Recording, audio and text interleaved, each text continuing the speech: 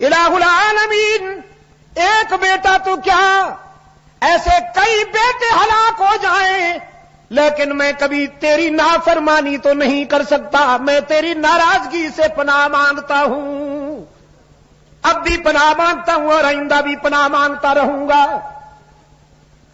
پیغمبر شفاعت کریں گے لیکن گنہگاروں کی، غداروں کی نہیں، مشرکین کی۔ مشرکین نہ اللہ کی رحمت پہ امید رکھے نہ پیغمبر کی شفاعت پہ۔ اور شرک کیا ہے؟ شرک یہ ہے کہ اللہ کے حق میں بندوں کو شامل کیا جائے۔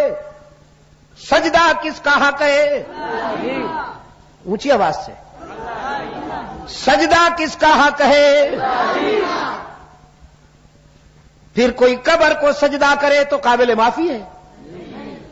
کوئی درخت کا سائز پسند آ جائے اس کے آگے جھک جائے تو قابل معافی ہے؟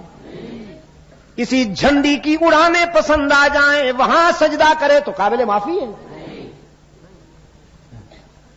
کوئی بڑی توند والا گدی نشین پسند آ جائے وہاں جھکنے لگے قابل معافی ہے؟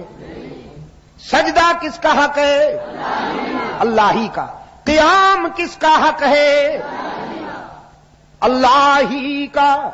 قیام بھی کس کا حق ہے؟ اللہ ہی کا حق ہے۔ میرے دوست کہتے ہیں صلاۃ و سلام کے وقت قیام کرنا ادب ہے۔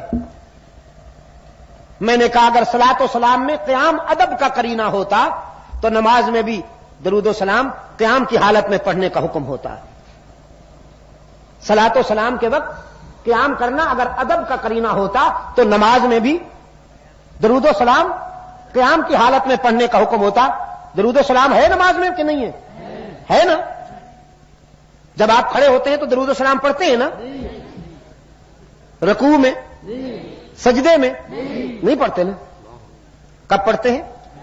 ہاں جب بیٹھ جاتے ہیں، اس لیے کہ رکوع عاجزی کا مظہر ہے، سجدہ عاجزی کی ادا ہے، قیام عاجزی کی ادا ہے، اور پشاور کے روشن ضمیروں عاجزی کی ساری ادائیں اللہ نے اپنی ذات کے لیے مخصوص کر لی ہیں۔ وہ اپنے بندے کی عاجزی صرف اپنی ذات کے لیے مخصوص دیکھنا چاہتا ہے۔ فرمایا جب تم قیام میں ہو تو میری یاد، جب تم رکوع میں ہو تو میری تسبیح، جب تم سجدے میں ہو تو میری ہی تسبیح، جب تم بیٹھ جاؤ اب میرے محبوب پر درود و سلام پڑھو کہ جب تک درود و سلام نہیں پڑھو گے تمہاری نماز ہی قبول نہیں کروں گا۔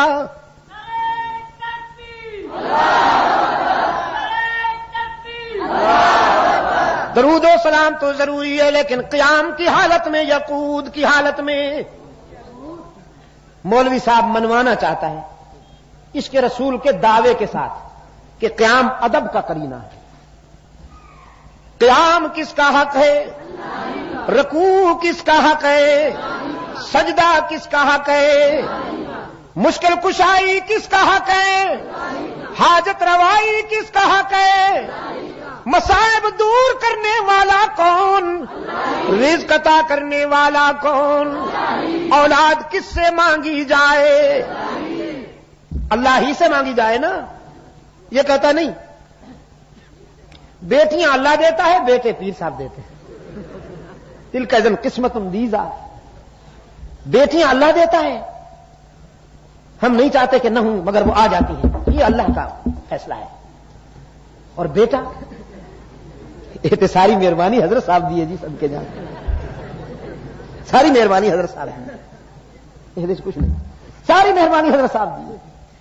میرے عزیز دوستو، اللہ کے حق میں بندوں کو شریک کرنے والے غدار ہیں، یہ ناقابل معافی ہیں۔ ان کو نہ اللہ کی رحمت پہ امید رکھنی ہوگی نہ پیغمبر کی شفاعت ان کے لیے کام آئے گی۔ پیغمبر شفاعت کریں گے گنہگاروں کی جن سے نمازیں چھوٹ گئی، روزے نہیں رکھ سکے، ہاں زکات صدقات میں خطا ہو گئی لیکن زکات دینے میں خطا ہو گئی، اور یہ جو لے رہے ہیں سود کا مال زکات کے نام پر، ان کا اللہ ہی حافظ ہو۔ سود کے نام پر جو زکات کی سٹمپ لگا دی گئی ہے اور مولوی صاحب شیر مادر سمجھ کر اسے ہضم کر رہے ہیں، شاید سمجھے بیٹھے ہوں کہ اللہ معاف کر دے گا. ہماری کھوپڑی میں یہ سمجھ میں نہیں آتی بات. دامن یار خدا ڈھانپ لے پردہ تیرا. میں نے پبلک میں ایسے لوگ دیکھے, کامن مین دیکھے ایسے, اپنے مشاہدے کی بات کر رہا ہوں, بہت مفلس, بہت نادار, بہت ہی پریشان حال, لیکن میں ایسے سینکڑوں افراد کو جانتا ہوں کہ وہ یہ زکات نہیں لینا پسند کرتے. وہ کہتے ہیں کہ یہ ہم جانتے ہیں کہ یہ کیا ہے, لیکن عصر حاضر کے مولوی کا ہاضمہ تو دیکھیے, لکڑ ہضم پتھر ہضم, لکڑ ہضم پتھر ہضم. لاؤ صحیح مال, چاہے کیسا ہی کیوں نہ ہو, ہضم ہم کر کے دکھائیں گے. خطائیں معاف ہوں گی, خطائیں. یہ جو جان بوجھ کر اللہ کے حکم کی تحریف کی جا رہی ہے, اللہ کے حکم کا مذاق اڑایا جا رہا ہے, ارکان اسلام کا حلیہ بدلا جا رہا ہے, اس کے لیے سوچ لیجئے. اللہ ہمارے حال پہ رحم فرمائے. تو اگر مختار کل سرکار دو عالم صلی اللہ علیہ وسلم ہیں تو پوچھئے مولوی صاحب سے شفاعت کا کیا تصور ہے؟ مانگتا وہ ہے جس کے پاس وہ چیز نہ ہو. جس کے پاس وہ چیز ہو مانگے کیوں؟ مدنی صاحب پانی کا گلاس دیجئے, پیاس لگی ہے, کیونکہ مجھے پیاس لگی ہے اور یہ پانی مجھے دیں گے, ان کے پاس ہے. لیکن اگر گلاس میرے ہاتھ میں ہو, پانی کا بھی بھرا ہوا ہو, اور میں کہوں جناب پانی کا گلاس دیجئے, آپ کیا سوچیں گے؟ شاہ صاحب بہت ہی تھک گئے ہیں, عقل صحیح کام نہیں کر رہی. پانی کا گلاس ہاتھ میں ہے اور مانگتے ہیں, کٹورا ہاتھ میں اور ڈھنڈورا قصہ خانی میں. مانگتا وہ ہے جس کے پاس چیز نہ ہو. رحمت عالم صلی اللہ علیہ وسلم اللہ سے اپنی امت کے خطا کاروں کے لیے بخشش مانگیں گے, بخشش طلب فرمائیں گے, کیونکہ اختیار کس کے پاس ہے؟ لا تزر وازرۃ وزر اخرى, استثناء نہیں ہے یہاں. لا تزر وازرۃ وزر اخرى, اختیار اللہ کے پاس ہے. حدیث شفاعت مطالعہ کیجیے. اب تو بحمد اللہ تعالی بخاری شریف کا اردو میں ترجمہ ہو گیا, لیکن کہیں ایسا نہ ہو کہ بخاری شریف کا اردو میں ترجمہ پڑھنے کے بعد آپ اپنے آپ کو علامۃ العصر سمجھ بیٹھے, جیسے مجھے یار لوگوں نے خطیب العصر بنا دیا.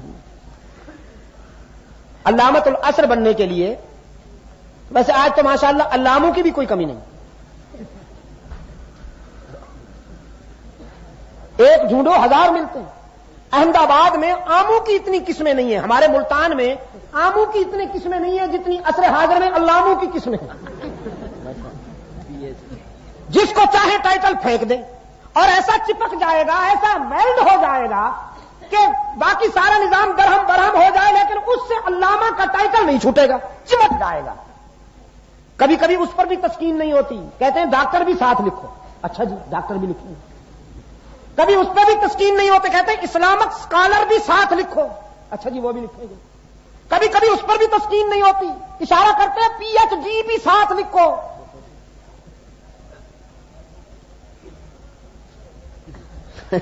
نام 3 سطروں کی عبارت پہ مشتمل ہوتا ہے. بارش ہو رہی تھی بہت تیز, ایک آدمی بھاگتا ہوا آیا, جھوپڑی دیہات میں کسی کا مکان تھا, زور زور سے دستک دی. بارش تو بہت تیز تھی. اندر سے جو آدمی بیٹھا تھا اس نے کہا بھی کون ہو؟ کہنے لگا دروازہ کھولو, بارش ہو رہی ہے, جگہ دو. اسے خطرہ ہوا کہ رات کا وقت ہے, بارش ہو رہی ہے, اندھیرا ہے, اس وقت یہ کوئی ڈاکو لٹیرا نہ ہو. اس نے کہا بھی تمہارا کیا نام ہے, کہاں سے آئے ہو؟ اس نے کہا جی اٹک سے آیا ہوں, میرا نام ہے عبد الرحمان نقشبندی چشتی سہروردی نظامی قادری صابری. وہ دروازہ کھول رہا تھا, دوبارہ بند کر دیا. اس نے کہا اتنے آدمیوں کے لیے میرے گھر میں گنجائش نہیں ہے, اگر ایک ہوتا تو کھول لیتا. تم تو پورا لشکر ہو, کم وقت اتنے آدمیوں کے لیے میرے پاس گنجائش نہیں ہے. میرے عزیز دوستو, یہ میں اگر اہل دانش محسوس نہ کریں نا تو میں اسے بھی آثار قیامت کہتا ہوں. یہ قرب قیامت کی علامات ہے کہ ہوگا اندر کچھ نہیں اور اپنے آپ کو سب کچھ سمجھیں گے. بعض لوگوں کی کوئی کنٹریبیوشن نہیں ہے. آپ اگر ان ان کی قومی زندگی میں خدمات کا جائزہ لیں تو زیرو، اور بنے ہوئے ہیں ہیرو. یا اللہ تیری شان ہے. صرف اس لیے کہ ٹی وی پہ لیکچر دیتے، ایکٹنگ کرتے. جی اب ٹی وی پہ لیکچر دینا بھی کوئی کنٹریبیوشن ہے؟ ٹی وی پہ گانا، ٹی وی پہ تھرکنا ناچنا اور اس کے ساتھ درس دینا، یہ گوبر اور مکھن کو خلط ملط کر دیا، دودھ کو اور پیشاب کو ملا دیا. تفہیم ہو رہی ہے، اس کے بعد طبلہ سرنگی بج رہا ہے، گانا نشر ہو رہا ہے، اس کے بعد درس دیا جا رہا ہے. سمجھوتا کر لیا نا کہ ہم سب ایک ہیں. یہ تو اپنا اپنا پلے ہے نہیں. وہ بھی آتے ہیں، ہم بھی آتے ہیں، ایک ہے، ایک ہی برادری ہے. اب میں آپ سے پوچھتا ہوں کہ یہ بھی کوئی کنٹریبیوشن ہے؟ صرف کسی پر یہ ٹائٹل چشمہ ہو گیا. میرے عزیز دوستو، بخاری شریف کا مطالعہ کیجئے، حدیث صفات کو پڑھیے. سرکار دو عالم صلی اللہ علیہ وسلم اللہ کے حضور سجدہ ریز ہوں گے. عاجزی، تواضع، رقت اور انکسار کی حد ہوگی. آنسو کی برسات میں رب العالمین کے حضور اپنی امت کے خطا کاروں کے لیے بخشش طلب فرمائیں گے. رب العالمین اپنے محبوب کی عاجزی، اپنے محبوب کی تواضع اور اپنے محبوب کے آنسو کو دیکھ کر فرمائیں گے ارفع راسک، میرے محبوب سر اٹھاؤ، تم مانگو میں عطا کروں گا. سل توتا، سر اٹھاؤ میرے محبوب، تم مانگو میں عطا کروں گا، تم مانگو میں عطا کروں گا. یہ نہیں فرمایا کہ سر اٹھاؤ، جس کو چاہو جنت میں بھیج دو، جس کو چاہو جہنم میں ڈال دو. نہیں، ارفع راسک، سر اٹھائیے. سل توتا، آپ مانگیے میں عطا کروں گا. آپ کے آنسو بھی منظور، آپ کا سجدہ بھی منظور، آپ کی عاجزی بھی منظور، آپ کی تواضع بھی منظور، لیکن اتھارٹی نہیں بدلے گی. آپ سوالی رہیں گے، داتا میں خود رہوں گا.